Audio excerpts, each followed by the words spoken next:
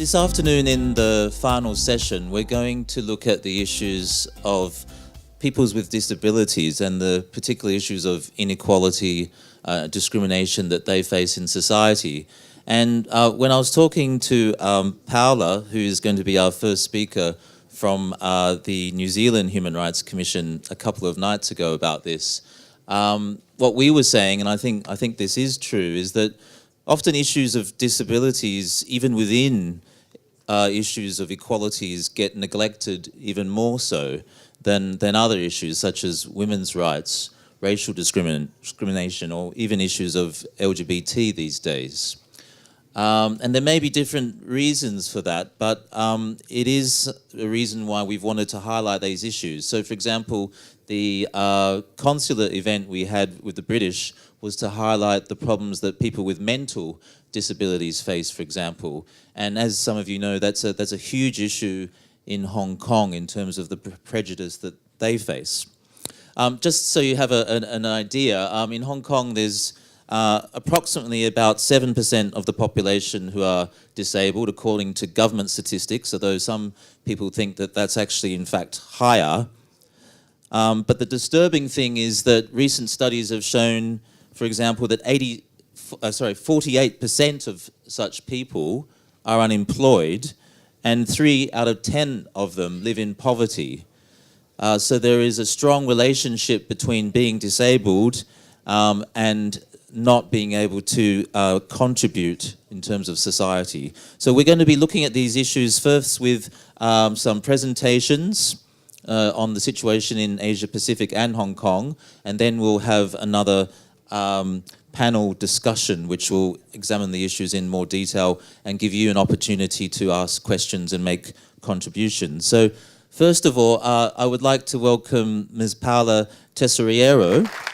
Kia ora tātou, ko Paula Tesoriero tāku ingoa, ko Otu Amu kapu rangatahi me te kaihutu tika tangata. Mō te kahi tingatakata ki Aotearoa. Nō reira, tēnā koutou, tēnā koutou, tēnā tātou katoa. Mauri tangata, Mauri ora. I've just greeted you in one of New Zealand's 3 official languages, the Māori language of our Indigenous people. Last week was Māori Language Week in New Zealand, and it's an opportunity to celebrate and continue the opportunity to grow our language in New Zealand. Before I start, I'd just like to acknowledge some other colleagues from New Zealand in the audience. We have the Consular General to Hong Kong here, Carl Worker, and Shannon, the Deputy Consular General, who I welcome and thank for being here today, and also the Chief Executive of the New Zealand Human Rights Commission, Cynthia Brophy. So we've had a fantastic week here in Hong Kong, traversing a range of very important human rights issues in our region. But today I will focus, obviously for this session, on disability. So what do things look like worldwide for disabled people? And I should clarify at the start that in New Zealand we use the term disabled people rather than people with disabilities typically, because we adhere strongly to the social model of disability, which is that we are not disabled by the impairments that we have. In my case, I'm an amputee, but by the barriers that society puts in place, and that's the thing which is disabling. So if I use that term more than I use the term person with disabilities, then that's the reason why. So according to the World Health Organization, more than 1 billion people in our world have a disability. That's 15% of the world's population. In New Zealand, 24% of our population identify as being disabled. It's 1 in 4 people. Although across the globe in the last recent years, there have been a number of increases in our anti-discrimination laws in relation to disability, we still have a long way to go around the world to fully recognise the rights of disabled people. The 2011 World Health Organization report, which is still probably the most reputable big stock take of where the world is at in relation to disability, stressed that few countries had adequate mechanisms in place to respond to the needs of people with disabilities. Barriers include stigma, discrimination, lack of adequate health care and rehabilitation services, inaccessible transport, buildings and information, and inaccessible communication technologies. As a result, disabled people experience poorer health outcomes, lower educational outcomes, fewer economic opportunities, and higher rates of poverty than people without disabilities. This is particularly so in less developed countries.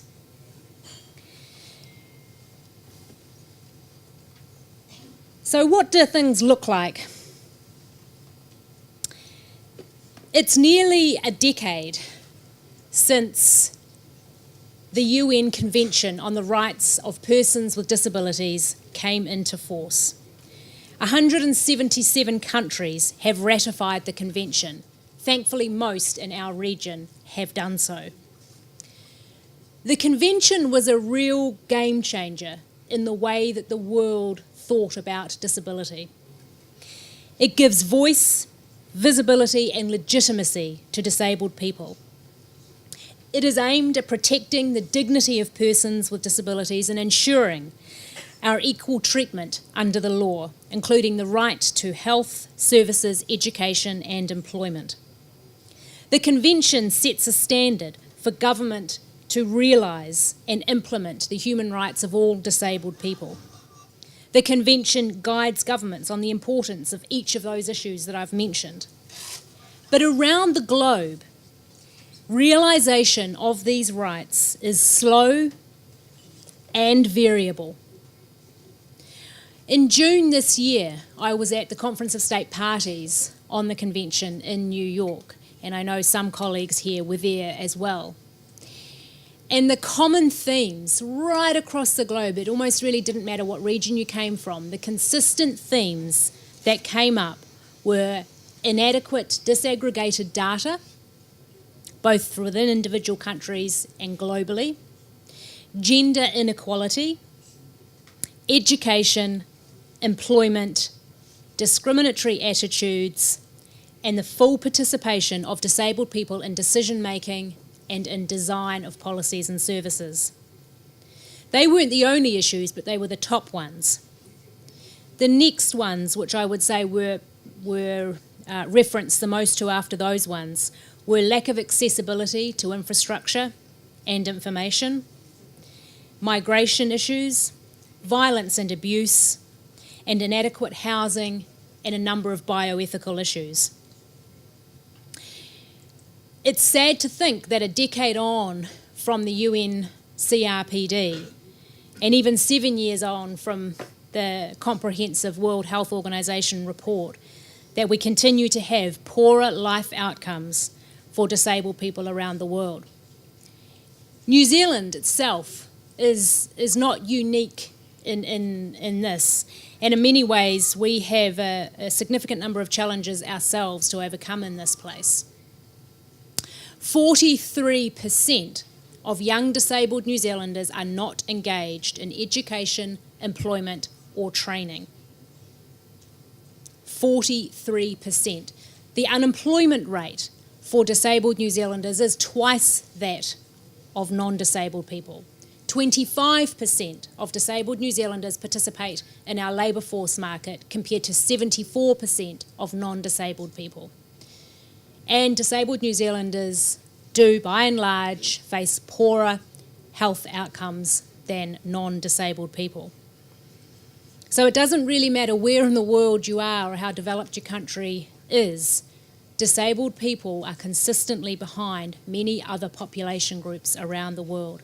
And it really is time that we started to talk about this as a region and as an international community. I want to focus on some particular challenges for people with disabilities. I want to touch first on data. Quality disaggregated data underpins our ability to measure progress for disabled people and achievements against, among other things, our Sustainable Development Goals. If we want to be able to make international comparisons, not only do we need to ensure reliable data within our own countries, but to reach agreement on some global, consistent measures. In New Zealand, we included for the first time this year the Washington Group short set of questions in our census. This was the first time that this had happened in New Zealand. The Washington set of questions are an international set that can be used to define disability in data collection tools. They're designed to be used in a range of general surveys that countries undertake. If the Washington Group set of questions are used internationally, then we can better start to make some comparisons in forums like this to make a really good assessment about how our region and how our world is going in implementing the CRPD.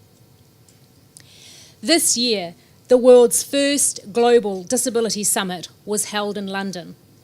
At the end of the conference, a number of countries made commitments to using the Washington set of questions in upcoming national census or surveys.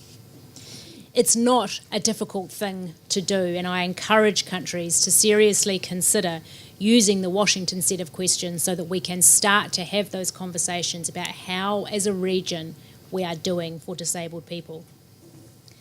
The second challenge I want to talk about is gender inequality.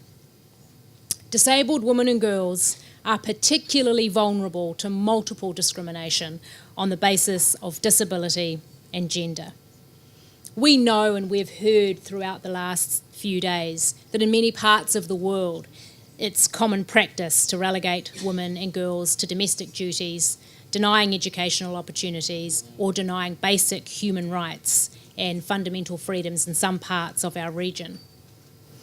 We also know, and this is the case in New Zealand too, that disabled women are more likely to be victims of violence and abuse than non-disabled people.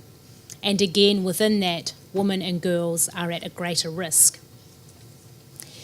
Yesterday, New Zealand celebrated 125 years of women's suffrage, and as being the first country in the world to give women the vote. And I've been reflecting on just how far as a nation we have come in relation to disabled women. We had the opportunity just a couple of months ago to be examined by the Committee for the Elimination of Discrimination Against Women, CEDAW, who reported that New Zealand needs to do more to ensure that violence and abuse prevention is inclusive of disabled people, and that the special relationship between disabled people and those who they rely on for support should fall within the family violence provisions of our legislation. New Zealand's not alone in being one of the countries where disabled people are overrepresented in violence and abuse stats. In New Zealand, disabled children are overrepresented in our care and protection stats and in our youth justice stats. The next area I want to talk about is education. Educational opportunity is a critical foundation for the ability to exercise many other rights. A quality, good, inclusive education is a strong predictor of disabled people's employment chances, which in turn affects our ability to contribute to communities and realise aspirations. Children with disabilities are being left behind in global efforts to improve educational opportunities for all, as the gaps between children with and without disabilities has increased dramatically in developing countries. It won't surprise us then that another challenge relates to employment. Unlocking the potential of people with disabilities is critical both for independence and self-worth, and actually for the economic growth of a country. For a country like New Zealand to have 43% of young disabled people not engaged in education, employment or training is a huge loss of social and economic potential. The right to work and employment in the UN CRPD is inextricably connected to the realisation of other rights in the Convention.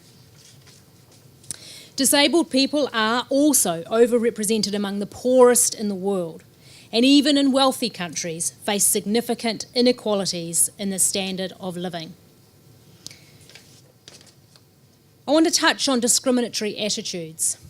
It is my firm belief that it's very difficult to change any policy, be it housing, education, information, unless we really start to change our attitudes towards disabled people.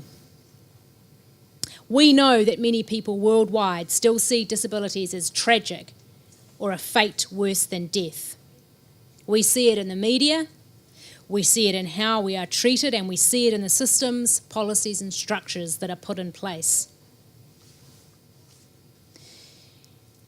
Over the past week, we've had some fantastic conversation about all manner of human rights. But colleagues, I can probably count on one hand the number of times that disability has been mentioned. And it concerns me that when we talk about things like gender inequality, that we don't dig deeply enough into realising the rights of all women. In particular, for the purpose of this conversation, disabled women. If we don't unlock the potential and unlock many of the issues facing disabled women around the world, then we skim over some really important issues and we won't advance things for women worldwide unless we are very deliberate and purposeful about making sure that all groups of women within our gender come along on that journey and have their rights realised. I can see my time is up and I still have a little bit more to say, so I'll just take a couple of minutes unless someone bangs loudly on a table. I do want to talk about meaningful participation of disabled people around the world because it was a really important issue at the COSP meeting in New York, where a whole day was devoted to debating the CRPD committee's draft general comment on meaningful participation. So this is really, how do we involve disabled people around the world in designing policies and services? At an integral level, meaningful participation means nothing about us without us, which many people in this room will recognise as the catch cry worldwide for meaningful participation. It means, and I encourage everyone in the room to work with your decision makers to ensure that there is a genuine commitment by governments to consult in all phases of development, a genuine understanding how this leads to far better outcomes for disabled people.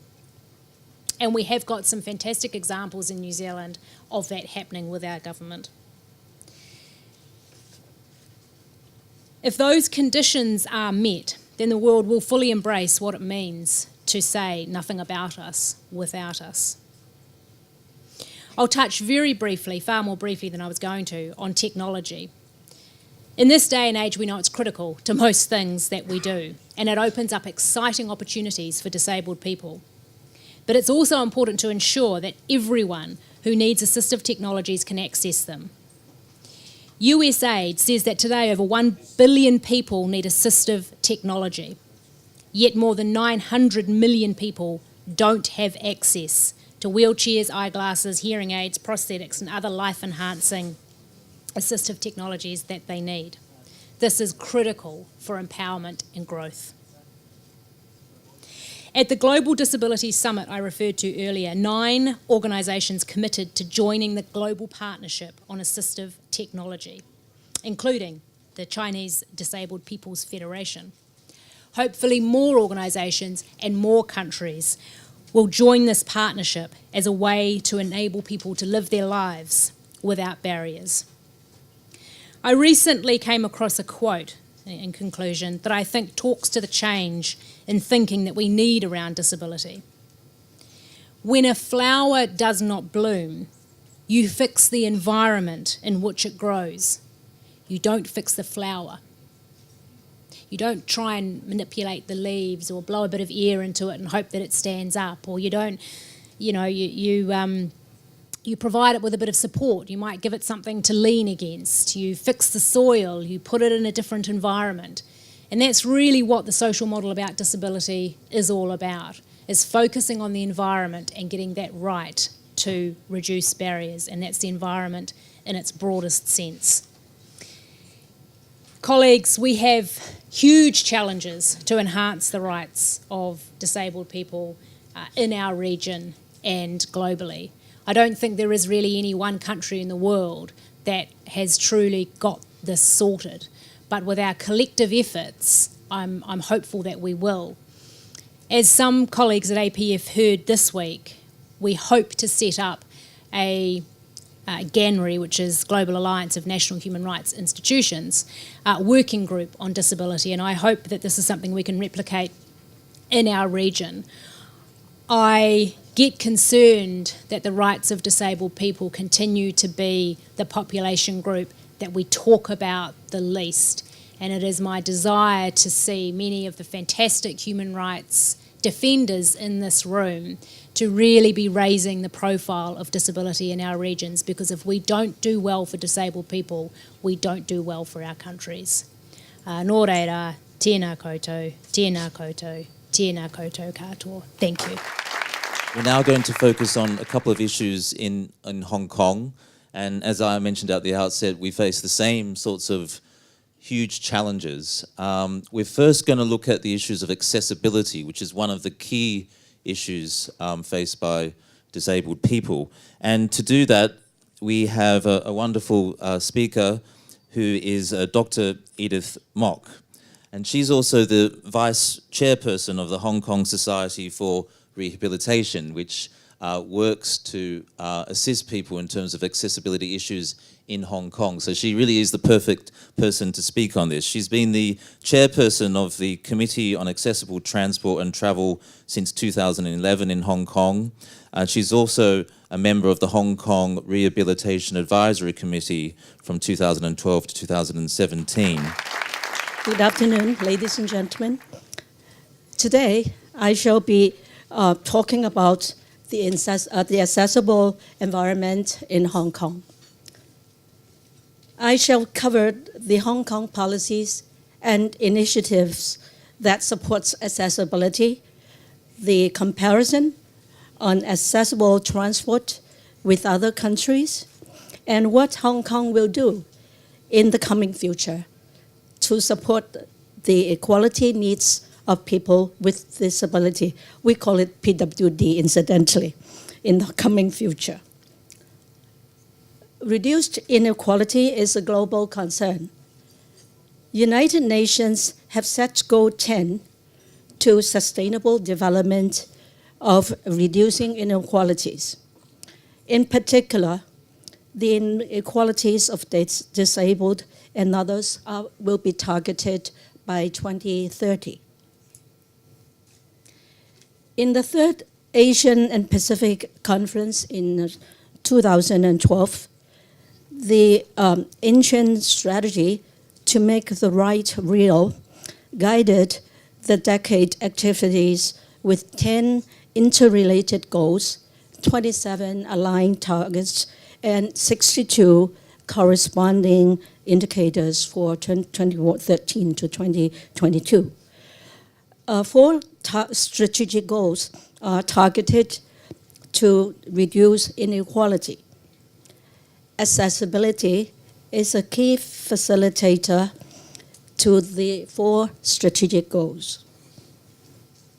The UN definitions of ability is the flexibility to provide the convenience and quality through buildings, roads, transportation, indoor and outdoor facilities, information, communication, and other means for people with disabilities.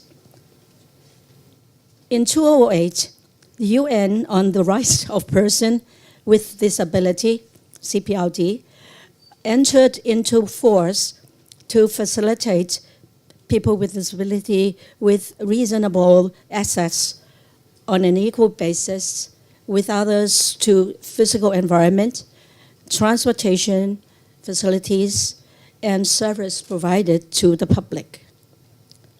Since then, the government has put in place various legislative and administrative measures to respond to the CPRD 208. The 5 focus areas in green include 1, legislation and government facilitation, 2, accessibility and improvement, 3, building design and requirements, 4, transportation, and 5, digital inclusion. The Disability Discrimination Ordinance Cap 487 and Building Cap 123 are in force in the Hong Kong legislative system to protect against discrimination and to prescribe building design requirements. The Equal Opportunities Commission submitted a formal investigation report on disability in publicly accessible premises in 2010, recommended the improvement of accessibility, connectivity, and interfaces with surrounding environment, and friendly management practices for publicly accessible premises. Subsequently, the government upgraded the accessible environment in its premises and facilities in 2012 to 17 and appointed as access coordinators and officers in the departments and bureaus in 2011.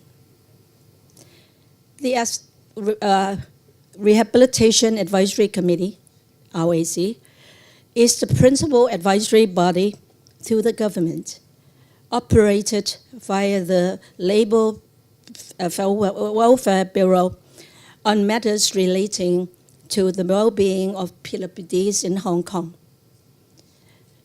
It comprises the Subcommittee of Access and a number of subcommittees and work groups. The RAC also coordinates with the different bureaus and departments to develop and implement plans to improve the accessible environment in Hong Kong. An example is the 3,500 premises and facilities for the government incurring expenses of US$ 167 million from 2011 to 17. The RAC Subcommittee of Access is to ensure the various aspects of accessibility fit the needs of PWDs. These include the design of buildings and public places, the application of IT, and the provision of public transport, sports, and recreation facilities. The demands of the PWDs are channeled through the subcommittee, and the relevant upgrades are implemented via the design manual. Major projects are also consulted through this subcommittee. Examples are the West Kowloon Cultural District for international visitors, the East Kowloon Cultural Center for local visitors, the Hong Kong-Zhuhai-Macau Bridge, which connects South China and Hong Kong, and the Kai Tak Cruise Terminal. Inclusive outdoor facilities are exemplified by the Hong Kong Children's Hospital and the inclusive playground in Tuen Mun Park. Design manual, barrier-free access by Buildings Department, was released in 1984 1997, and then 2008. The design manual 2008 was upgraded 3 times in 2012, 15, and 17. Universal design concepts was adopted in recent revisions. Led by the building department, the technical committee is made up of members from various departments from the government, building professional institutions, academics, and PWDs. This committee facilitates the review of the design manual 2008. Universal accessibility design is used for a whole spectrum of different disabilities in the cultural venues for the disabled audience and performers. There is a checklist of user access design consisting of connectivity to nearby environment with public transportation, access and egress routes, layout for accessible facilities, signage, and wayfinding, as well as access to cultural materials. The Universal Accessibility Program, or UAP, was implemented by phase. In phase 1, from 2012 to 2018, 202 barrier-free access facilities at public walkways, external elevators, etc., have been installed. Phase 2 will start in 2019. Half of the UAP items were located in the new territories, while nearly 25% are located in Hong Kong and Kowloon. Some of the outdoor UAP items are illustrated here. Hong Kong Society for Rehabilitation, where I belong to, is intimately involved with accessible transport service. First, the rehab bus, a fleet of 164 vehicles, each with 4 to 7 wheelchairs, carry about 1 million passengers trip in 2017. This is a subvented service. Second, the Easy Access Transport Service, or ETS, consists of a fleet of 31 vehicles, each with 5 wheelchairs, carries about 180,000 passenger trips last year. ETS picks up old patients about 60 years old and young stroke patients to 120 hospitals and clinics.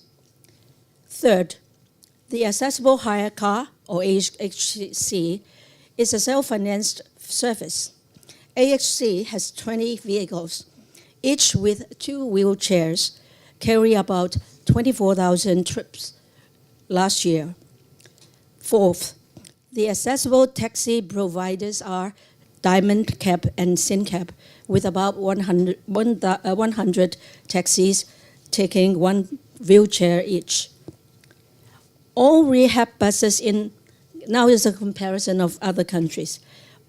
All the rehab buses in the 3 locations are subvented. Let's compare the number of buses in the 3 locations. 164 in Hong Kong, 334 in Taipei, and 34 in Singapore. The capacity of rehab bus varies. 4 to 7 wheelchairs in Hong Kong, whereas Taiwan has only 8 vehicles with 6 wheelchairs and 326 vehicles with 2 wheelchairs. By measuring the capacity for wheelchair users, Hong Kong has 940, while Taipei has 668. Singapore is less than 200. The location size, PWD's residential distribution, and government attitude have effect on the capacity.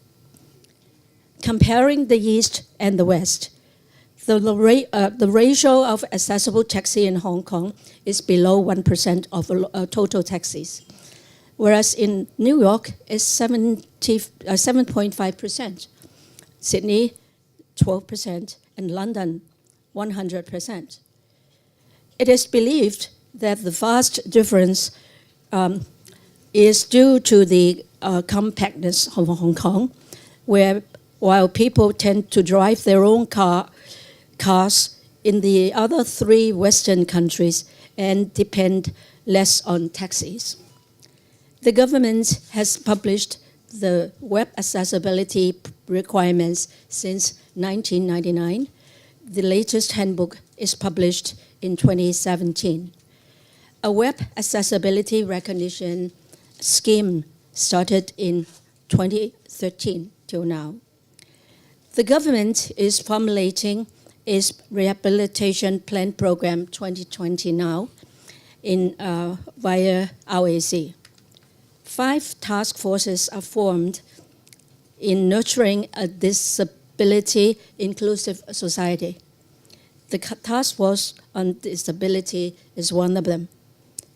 The government will continue to enhance the equality of PWDs in all aspects towards the United Nations SDG Goal 10 in 2030 to provide universal access to an inclusive and accessible society.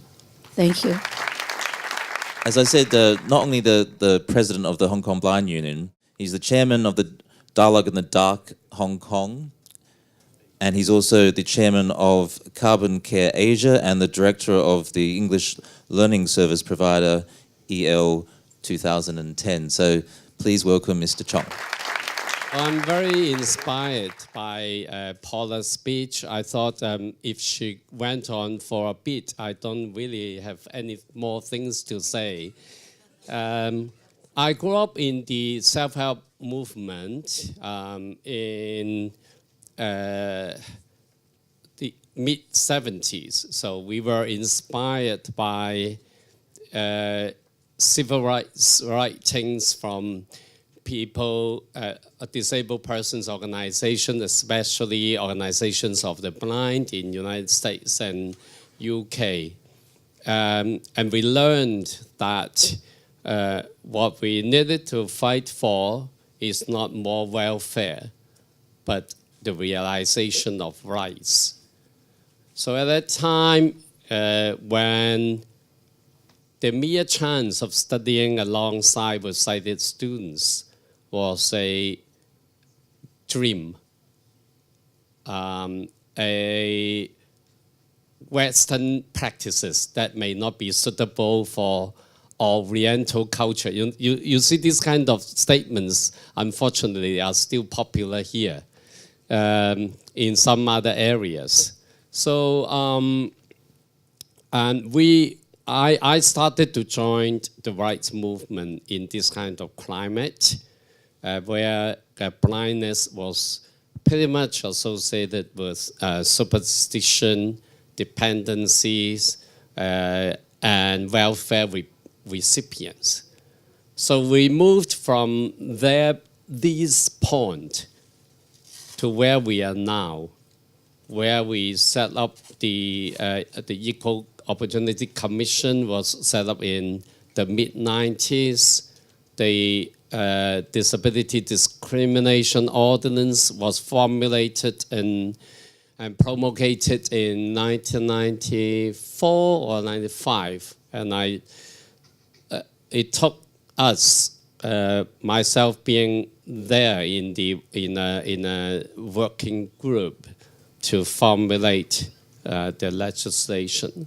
So now studying in ordinary school is a norm, and refusing to take disabled persons in employment is not allowed, and that you have a mechanism to go to for reconciliations or for mitigation so on and so forth. So we have an international law, a convention on people with a disability, and together with some other legislative and international agreement framework. So lots of facilities that Edith helped to describe in the accessibility areas, physical and virtual. So we are supposed to be very happy, okay? And I sometimes feel like, okay, so many things have been done, it's really time to retire. And what about the next generation? But if we look at statistics, that tells another story. In the area of education, it might be that, yes, schooling is well provided in most countries. But in mainland China, we are still struggling to get students into ordinary schools. We still don't have people being able to take Gaokao, the university admission examination, until 2 to 3 years ago. That is 20 years after China itself had an equal opportunity law. And that is 7 to 8 years after China signed on to the international conventions on rights of disabled persons. And even today, for people to aspire to get into tertiary education, into civil service, is something to dream about, okay? So it means that to achieve a truly equal society, legislations, laws are not enough, are necessary but not sufficient. And we still see unemployment very high across all disability groups. And it's even sometimes worse. I tell you one example. In 1980, I advocated for civil servants to be open to disabled persons in Hong Kong, okay? I was the person who handed a petition letter to the then governor, the acting governor, Jack Cater, okay, who acted for McLehose. That was March 1980. So not many things have been written in history, so I just want to record this, okay? So because we are people above the age of 60, so we are anxious for things that we have done to be recorded. When we were young, we didn't care. Okay. So because the government at that time refused to take persons with blindness for civil service examination. So after the petition letter, the government set up a working group, and the civil service regulation was amended to say that all people with a disability should be allowed to take civil service examination and provided with all the facilities that are necessary for a fair examination. And that if they achieved scores similar to other candidates, they should be given an appropriate degree of priority in employment. So that's a battle well won at that time. And then later on, in the next 10 years, the government took steps to train people for translation, took people in as social workers, IT professionals, even to the highest rank of administrative officer. Okay, it happened to be me. Okay, and then I left, of course, later on. That's another personal story. But the point I want to get to is, in recent years, we find that the number of blind people in civil service declined. Why? Because after a generation of employment, it has been quietly stopped. And therefore, those who took the employment started to retire. And, okay. Sorry, time flies so fast. But I wanted to say, to make a point that you have to maintain your advocacy. Otherwise, things that you have been done will decline.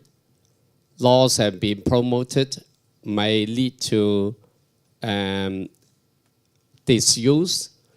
And in this particular case, when we approach the government officials, they say, well, we are very fervently, rigidly adhering to the spirit of Disability Discrimination Ordinance. Yes, I'm sure they do. But when you follow the law in letters, you can follow the law, you can deviate from the law in spirit. So they might get you the chance to interview, but they find all sorts of reasons not to employ you. So in the affirmative action period of employment, there were genuine attempts to create opportunities. And in the equal opportunity era, they suddenly said, if I specially employ you, I might be violating the law. Okay, so refusing to employ you becomes a compliance. That's irony, right? But it happens. And it can happen in many other settings. So I hear things like, yes, we give you an equal opportunity for sitting in the examination. This is not in Hong Kong, right? And this is in mainland China. There is an argument that, yes, you can come in. If you can see the exam paper, you are allowed to take the examination. Now, I have friends on the CPRD committee. So I ask them, do you examine cases?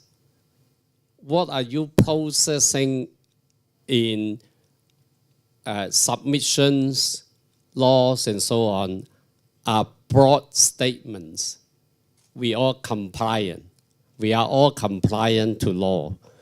So it falls on my conclusion that it is important for self-help organization to be regenerated and continue to maintain its spirit. And otherwise, we cannot outsource equal opportunity to other people. You have to be part of the movement, the center of the movement, the guardian of your own rights. And it is this message I want to share with fellow participants. Thank you.